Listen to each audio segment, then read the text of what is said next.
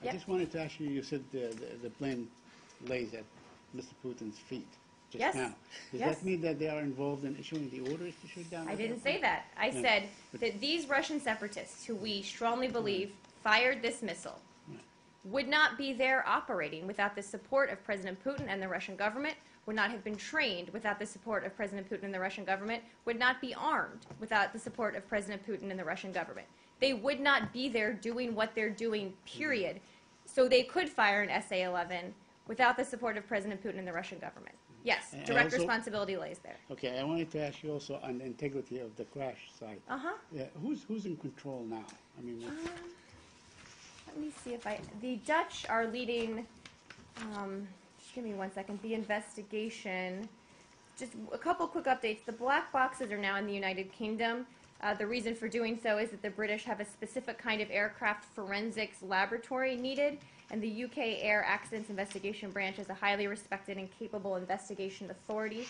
Let me answer a few more taken questions from yesterday, and then I'll get to your question, Saeed. Sure. Not all of the remains were tragically handed over yesterday. Potentially the remains of some 100 people are still missing. We don't have exact numbers. Obviously, it is critical that international investigators, led by the Dutch, receive immediate and full access to the crash site. In terms of access to this site, they have, on the ground in Ukraine, begun the difficult work of piecing together exactly what happened here. Today, we understand that they do have better access than they've had in the past days. We are, though, troubled by reports of looting, evidence tampering, and the failure to transport, as I just said, all of the remains of all of the victims to Kharkiv and into Dutch custody. So that is the latest I have in terms of the situation and the investigation. On Ukraine itself. On Ukraine? Yeah, on Ukraine. Based on the intelligence information that you released yesterday and what you have been saying today, it looks like it was a case of mistaken identity by the Ukrainian separatists that hit the Malaysian plane. That's not what they said at all. That's what you are concluding, right?